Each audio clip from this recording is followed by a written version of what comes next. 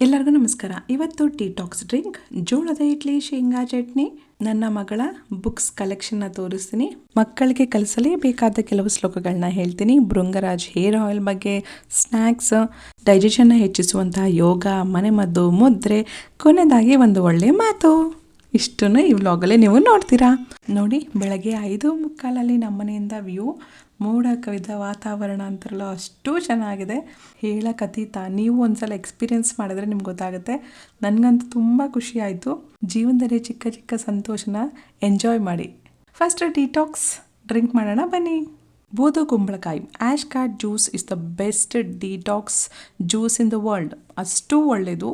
ಪ್ರತಿಯೊಬ್ಬರು ಯಾವುದೇ ಹೆದರಿಕೆ ಇಲ್ದಲೆ ಪ್ರತಿದಿನ ತೊಗೋಬೋದು. ಬೂದು ಕುಂಬಳಕಾಯಿನ ಸಣ್ಣಕ್ಕೆ ಕಟ್ ಮಾಡಿ ಬೀಜ ಎಲ್ಲ ತೆಗೀರಿ, ಮಿಕ್ಸಿಗೆ ಹಾಕಿ ಗ್ರೈಂಡ್ ಮಾಡಿ, ನಂತರ ಶೋಧಿಸ್ಕೊಳ್ಳಿ. ಪ್ರತಿದಿನ 200 ml ಅಷ್ಟು ತೊಗೊಳ್ಳಿ.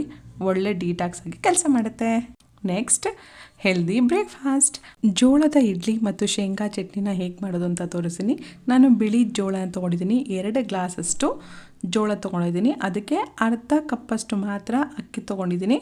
ಅಕ್ಕಿ ಹಾಕಿಲ್ಲ ಅಂದರೆ ತುಂಬ ಮೆತ್ತಗೆ ಚೆನ್ನಾಗಿ ಬರಲ್ಲ. ಅದಕ್ಕೋಸ್ಕರ ಸ್ವಲ್ಪನಾರು ಅಕ್ಕಿ ಹಾಕಬೇಕು.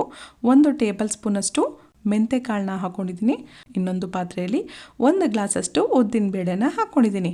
ಎಲ್ಲನೂ ಸಪ್ರೇಟಾಗಿ ಚೆನ್ನಾಗಿ ತೊಳೆದು 8 ಗಂಟೆ ನೀರಲ್ಲಿ ನೆನೆಸಿಡಬೇಕು. ರುಬ್ಬೋಕ್ಕೆ 1 ಗಂಟೆ ಮುಂಚೆ ಅವಲಕ್ಕಿನೂ ನೆನೆಸಿಟ್ಟಿದ್ದೀನಿ. 1 ಹಿಡಿಯಷ್ಟು ಅವಲಕ್ಕಿ ಮಾತ್ರನೇ ಹಾಕ್ಕೊಂಡಿದ್ದೀನಿ. ನಂತರ ಎಲ್ಲನೂ ಸಪ್ರೇಟಾಗಿ ರುಬ್ಬಿ, ಫಸ್ಟು ಉದ್ದಿನ ಬೇಳೆನ ರುಬ್ಕೋಬೇಕು, ಮೆತ್ತಗೆ ರುಬ್ಕೋಬೇಕು. ನಂತರ ಜೋಳ, ಅಕ್ಕಿ, ಮೆಂತೆ ಕಾಳು ಇರುತ್ತಲ್ವ, ಅದನ್ನು ರುಬ್ಕೋಬೇಕು. ಅದು ತುಂಬ ಮೆತ್ತಗೇನಾಗಲ್ಲ, ತರ್ತರಿ ಆಗಿದ್ರೂ ಪರವಾಗಿಲ್ಲ, ಹಾಗೆ ರುಬ್ಕೊಳ್ಳಿ.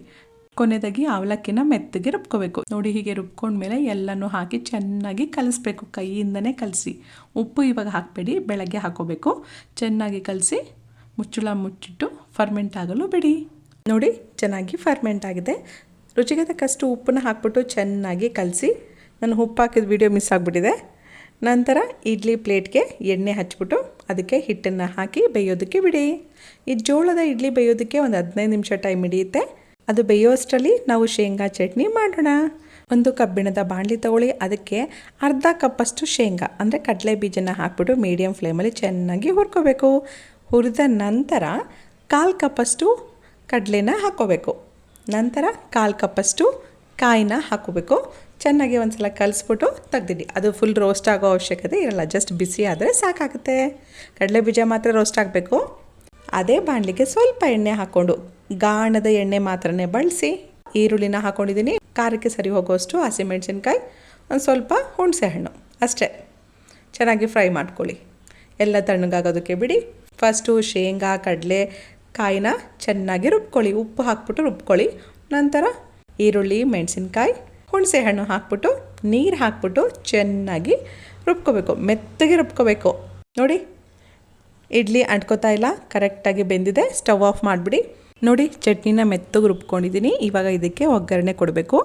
ಬಾಣಲಿಗೆ ಸ್ವಲ್ಪ ಗಾಣದ ಎಣ್ಣೆ ಹಾಕ್ಕೊಂಡು, ಎಣ್ಣೆ ಬಿಸಿ ಆದಮೇಲೆ ಸಾಸಿವೆ, ಜೀರಿಗೆ, ಚಿಟಿಕೆಯಷ್ಟು ಇಂಗು, ಒಣಮೆಣಸಿನ್ಕಾಯಿ, ಕರಿಬೇವನ್ನ ಹಾಕಿ ಚೆನ್ನಾಗಿ ಫ್ರೈ ಮಾಡಿ ಚಟ್ನಿಗೆ ಹಾಕೊಳ್ಳಿ. ಶೇಂಗಾ ಚಟ್ನಿ ರೆಡಿ ಆಗುತ್ತೆ. ಯಾವಾಗಲೂ ಅಕ್ಕಿ ಇಡ್ಲಿನೇ ಮಾಡ್ಕೊಂಡು ತಿನ್ಬೇಡಿ. ಹೀಗೆ ಚಿರುಧಾನ್ಯ, ಸಿರಿಧಾನ್ಯನ ಬಳಸಿ ಇಡ್ಲಿ ಮಾಡ್ಕೊಂಡು ತಿನ್ನಿ. ನಮ್ಮ ಆರೋಗ್ಯಕ್ಕೆ, ನಿಮ್ಮ ಆರೋಗ್ಯಕ್ಕೆ ತುಂಬ ತುಂಬ ಒಳ್ಳೆಯದು. ನೆಕ್ಸ್ಟು, ಕೂದಲು ಚೆನ್ನಾಗಿ ಬೆಳೆಯೋದಕ್ಕೆ ಹೇರ್ ಗ್ರೋತ್ ಆಯಿಲ್ನ ಹೇಳ್ತೀನಿ.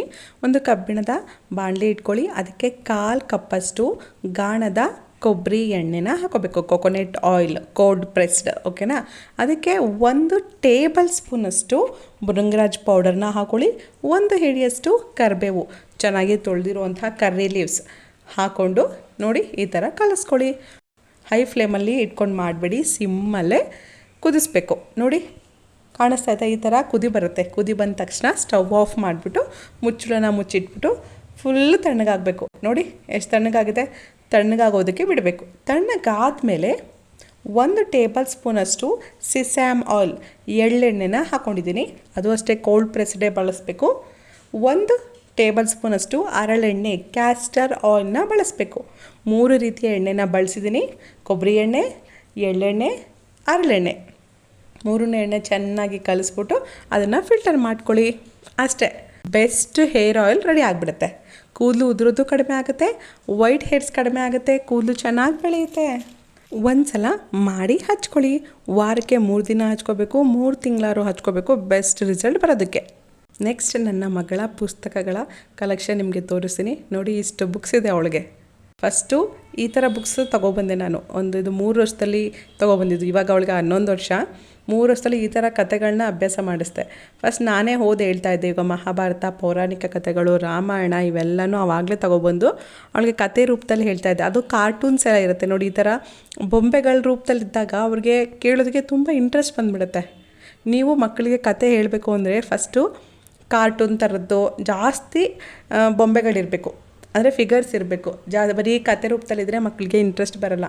ಅವ್ರಿಗೆ ಬೊಂಬೆಗಳನ್ನ ತೋರಿಸಿ ಕತೆ ಹೇಳಿದ್ರೆ ತುಂಬ ಕ್ಯೂರಿಯಾಸಿಟಿ ಬಂದುಬಿಡುತ್ತೆ. ಅದ್ರ ಜೊತೆಗೆ ಕತೆ ಓದಬೇಕು ಅಂತಲೂ ಅವ್ರಿಗೂ ಅನಿಸ್ಬಿಡುತ್ತೆ. ರಾಮಾಯಣ ಬುಕ್ಕಂತೂ ಎಷ್ಟು ಸಲ ಓದಿದಳೋ, ಅದೊಂಥರ ಅವಳಿಗೆ ತುಂಬ ಇಷ್ಟ. ಕಾಮಿಕ್ ಬುಕ್ಸ್ ಥರ ಅನಿಸ್ಬಿಡುತ್ತಂತೆ. ತೆನಾಲಿ ರಾಮಕೃಷ್ಣಂದಿದೆ. ಪಂಚತಂತ್ರ ಕಥೆಗಳಂತೂ ನನ್ನ ಹತ್ರ ತುಂಬ ವೆರೈಟೀಸ್ ಇದೆ. ಕನ್ನಡದ್ದಿದೆ, ಇಂಗ್ಲೀಷ್ದು, ಚಿಕ್ಕ ಚಿಕ್ಕ ಕಥೆಗಳೆಲ್ಲ ಇದೆ. ಆಮೇಲೆ ಸ್ಫೂರ್ತಿದಾಯಕ ಕಥೆಗಳು. ರಂಜನಿ ಅವ್ರದ್ದು ಕತೆ ಡಬ್ಬಿ ಪುಸ್ತಕ ಅಂತೂ ತುಂಬ ಚೆನ್ನಾಗಿದೆ, ಒಂದ್ಸಲ ಟ್ರೈ ಮಾಡಿ. ಆಮೇಲೆ ಮಕ್ಕಳ ಕಥೆಗಳು ಶಶಿಕಿರಣ್ ಅವ್ರದ್ದು ಚೆನ್ನಾಗಿದೆ. ನರೇಂದ್ರ ಮೋದಿ ಅವ್ರದ್ದು ಇದು ಆಲ್ಮೋಸ್ಟ್ ಎಲ್ಲರ ಹತ್ರನೂ ಇರುತ್ತೆ. 8 ವರ್ಷ ಆದಮೇಲೆ ಹೆಣ್ಮಕ್ಳಿಗೆ ತಪ್ಪದೆ ಓದಿಸಲೇಬೇಕಾಗಿರುವಂಥ ಒಂದು ಬುಕ್ಸು ಮೆನ್ಸ್ಟ್ರೋಪೀಡಿಯಾ. ಆಮೇಲೆ ಇದು ಗುಡ್ ಟಚ್ ಬ್ಯಾಡ್ ಟಚ್ ಬಗ್ಗೆ ಎಲ್ಲ ಈ ಚಿಕ್ಕ ಬುಕ್ಕಲ್ಲಿರುತ್ತೆ. ಇದನ್ನು ಫಸ್ಟ್ ನಾನು ತೊಗೊಬಂದಿದ್ದು. ಆಮೇಲೆ ಅವಳಿಗೆ ಮೆನ್ಸ್ಟ್ರೋಪೀಡಿಯಾ ಬುಕ್ಸ್ ಕೊಟ್ಟೆ. ಅದನ್ನು ಅಷ್ಟೇ ಅವಳು ಫುಲ್ಲು ಓದಿ ಅರ್ಥ ಮಾಡ್ಕೊಂಡಿದ್ದಾಳೆ. ನೆಕ್ಸ್ಟ್ ಪೀರಿಯಡ್ಸ್ ಏನಾರು ಆದರೆ ಅದು ಯಾವ ಥರ ಇರುತ್ತೆ ಎಲ್ಲ ಅವಳಿಗೆ ಇವಾಗಲೇ ಅರ್ಥ ಆಗಿದೆ. ಇವಾಗ 11 ವರ್ಷ ಅವಳಿಗೆ. ಯಾವ ಟೈಮಲ್ಲಾದರೂ ಆಗ್ಬೋದು. ಬಟ್ ಮಕ್ಕಳಿಗೆ ನಾವು ಹೇಳೋಕ್ಕಾಗ್ದಲ್ಲಿರುವಂತಹ ತುಂಬ ವಿಷಯ ತುಂಬ ನೀಟಾಗಿ ನೋಡಿ, ಈ ರೀತಿ ಕಾಮಿಕ್ಸ್ ಬುಕ್ಸ್ ಥರನೇ ತುಂಬ ಚೆನ್ನಾಗಿದೆ. ನಿಮ್ಮ ಮಗಳಿಗೆ ನೀವು ಗಿಫ್ಟ್ ಕೊಡಬೇಕು ಅಂದರೆ ಈ ಬುಕ್ನ ಕೊಡಿ. 8ರಿಂದ 14 ವರ್ಷದ ಒಳಗೆ ಇದ್ದರೆ ಆ ಬುಕ್ನ ಕೊಡಿ ಮಕ್ಕಳಿಗೆ. ತುಂಬ ಕ್ವಶನ್ಸ್ ಇರುತ್ತೆ, ಅವೆಲ್ಲರೂ ನಮ್ಮ ಹತ್ರ ಹೇಳ್ಕೊಳಕ್ಕಾಗಲ್ಲ.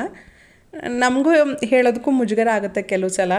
ಅದೆಲ್ಲ ಆ ಬುಕ್ಕಲ್ಲಿ ನೀಟಾಗಿ ಎಕ್ಸ್ಪ್ಲೇನ್ ಮಾಡಿದ್ದಾರೆ. ಅವರೇ ಓದ್ಕೊಂಡು ಅರ್ಥ ಮಾಡ್ಕೋತಾರೆ. ನೆಕ್ಸ್ಟ್ ಇದೆಲ್ಲನೂ ಇವಾಗ ಸ್ಟಾರ್ಟ್ ಮಾಡಿರೋದು. ಅವಳಿಗೆ ತೆಲುಗು ಅಷ್ಟು ಓದೋಕ್ಕೆ ಬರಲ್ಲ, ನಾನು ಓದಿ ಎಕ್ಸ್ಪ್ಲೇನ್ ಮಾಡ್ತೀನಿ. ಸ್ಟೀವ್ ಜಾಬ್ಸ್ದು ಇರ್ಬೋದು, ವಿವೇಕಾನಂದ ಅವ್ರದ್ದು ಓದ್ತಾ ಇದ್ದಾಳೆ ಇವಾಗ. ಅಂದರೆ ಒಂದು 2 ತಿಂಗಳಿಂದ ಸುಧಾಮೂರ್ತಿ ಅವರು ಬಿಗ್ ಫ್ಯಾನ್ ಆಗಿಬಿಟ್ಟಿದ್ದಾಳೆ. ಅವ್ರು ಎಲ್ಲ ಬುಕ್ಕೂ ಬೇಕು ಅಂತಾಳೆ. ನನ್ನ ಹತ್ರ ಮನಸ್ಸಿನ ಮಾತು ಅದೊಂದೇ ಬುಕ್ ಇದ್ದಿದ್ದು. ಈ ಸಲ ಬರ್ತ್ಡೇಗೆ ಗಿಫ್ಟ್ ಏನು ಬೇಕು ಅಂತ ಕೇಳಿದ್ರೆ ನನಗೆ ಬುಕ್ಸ್ ತಂದು ಕೊಡು ಅಂತ ಕೇಳಿದ್ಲು. ಅದಕ್ಕೆ 2 ಬುಕ್ಸ್ ತಂದು ಕೊಟ್ಟೆ. ಮೊನ್ನೆ ಟೇಕ್ವಾಂಡೋಲಿ ಮೆಡಲ್ ಬಂದರೆ ನನಗೆ ಬುಕ್ಸ್ ಕೊಡಿಸು ಅಂತ ಹೇಳಿದ್ದು. ಅದಕ್ಕೋಸ್ಕರ ಸುಧಾಮೂರ್ತಿ ಅವ್ರದ್ದೇ ಇನ್ನೊಂದು ಬುಕ್ಸ್ ತಂದು ಕೊಟ್ಟೆ.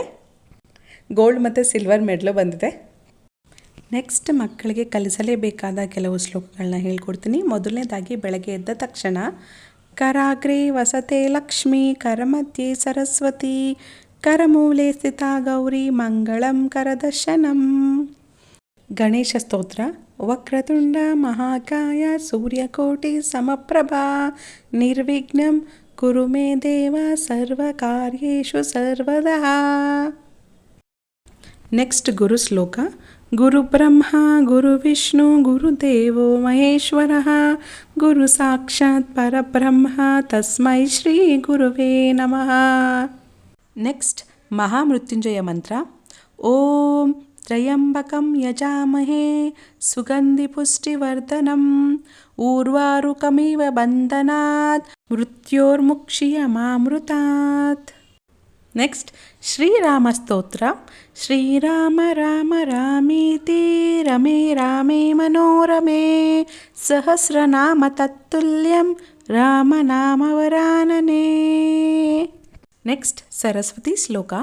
ಸರಸ್ವತಿ ನಮಸ್ತುಭ್ಯಂ ವರದೆ ಕಾಮರೂಪಿಣಿ, ವಿದ್ಯಾರಂಭಂ ಕರಿಷ್ಯಾಮಿ ಸಿದ್ಧಿರ್ಭವತು ಮೇ ಸದಾ. ಗಾಯತ್ರಿ ಮಂತ್ರ. ಓಂ ಭೂರ್ಭುವಸ್ವಃ ತತ್ಸವಿತುರ್ವರೆಣ್ಯಂ ಭರ್ಗೋ ದೇವಸ್ಯ ಧೀಮಹಿ ಧಿಯೋ ಯೋ ನಃ ಪ್ರಚೋದಯಾತ್. ಶ್ರೀ ದಕ್ಷಿಣಾಮೂರ್ತಿ ಸ್ತೋತ್ರ. ನಿಧಯೇ ಸರ್ವವಿದ್ಯಾನಾಂ ಭೀಷಜೇ ಭವರೋಗಿಣಾಂ, ಗುರುವೇ ಸರ್ವಲೋಕಾನಾಂ ದಕ್ಷಿಣಾಮೂರ್ತಯೇ ನಮಃ. ಈ 8 ಶ್ಲೋಕಗಳನ್ನ ಮಕ್ಕಳಿಗೆ ಆದಷ್ಟು ಹೇಳ್ಕೊಡಿ. ನೀವು ನೋಡ್ತಾ ಇರೋದು ಸಾಯಿಬಾಬಾ ದೇವಸ್ಥಾನ. ತುಮಕೂರಿನ ಕುಣಿಗಲ್ ರೋಡಲ್ಲಿ ಈ ಸಾಯಿಬಾಬಾ ದೇವಸ್ಥಾನ ಇದೆ.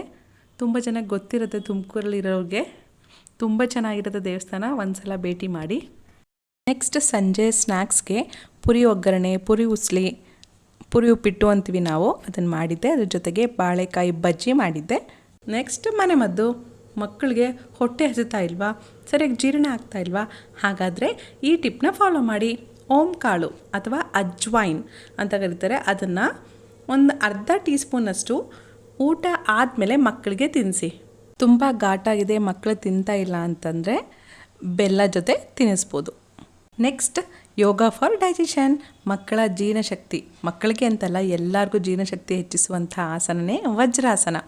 ಊಟ ಆದಮೇಲೆ ಮಾಡಬೇಕಾಗಿರುವಂಥ ಒಂದೇ ಒಂದು ಆಸನ ಅಂದರೆ ವಜ್ರಾಸನ. ತುಂಬ ಸಿಂಪಲ್ ಆಗಿರುವಂತಹ ಯೋಗ. 10-15 ನಿಮಿಷ ಊಟ ಆದಮೇಲೆ ಮಾಡಿ. ನೀವು ಯಾವ ಆಹಾರ ತಿಂದರೂ ಚೆನ್ನಾಗಿ ಜೀರ್ಣ ಆಗುತ್ತೆ. ನೆಕ್ಸ್ಟ್ ಜೀರ್ಣಶಕ್ತಿನ ಹೆಚ್ಚಿಸುವಂಥ ಮುದ್ರೆ, ಅಪಾನ ಮುದ್ರೆ.